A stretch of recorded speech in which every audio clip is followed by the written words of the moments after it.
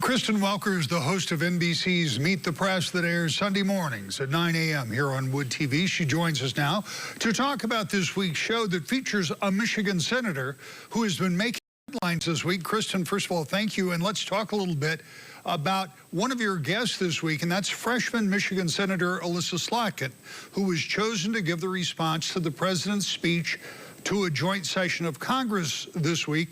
What is the impact of that response from a national standpoint, and what does it mean for Democrats and maybe even for Senator Slotkin?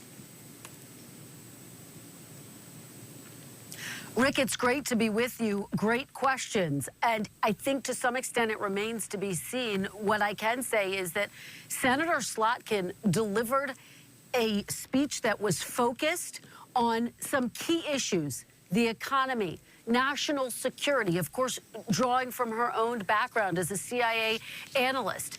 And the question, I think, becomes, Rick, does this become the Democratic playbook moving forward? She was, of course, a bright spot for Democrats in 2024, winning her Senate seat in your state, which President Trump won in this last election. And so it is clear that her messaging resonates with a wide swath of voters. Will Democrats decide this is the path forward?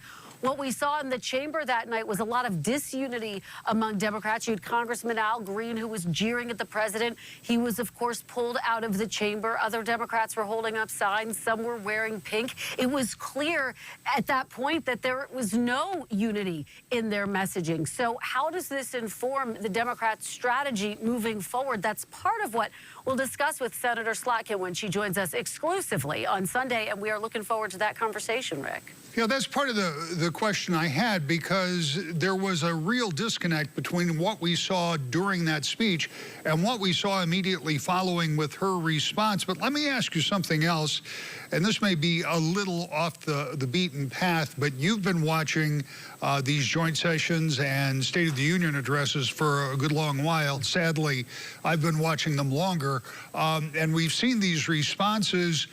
How important is it to the person who delivers that response? I was in my mind trying to remember the most memorable ones, if you will, and the one that came to mind was Marco Rubio grabbing a bottle of water a number of years ago. How important are these responses for the person giving? I think this is a fantastic question, and the answer is it's important that the person does no harm. And I've been talking to a range of different Democrats, and they say that's exactly what Senator Slotkin did. She delivered an address that didn't have any moments like the one that you just referenced, Rick. It was a speech that was, by and large, received positively, that energized Democrats. I think this speech came at a time when it could potentially have a bigger impact, and I caveat that, potentially, because, again, remember, Democrats are in a big debate. What is their strategy going to be to take on Trump? How are they going to become relevant again, Rick? So there are a lot of really tough questions that Democrats are grappling with.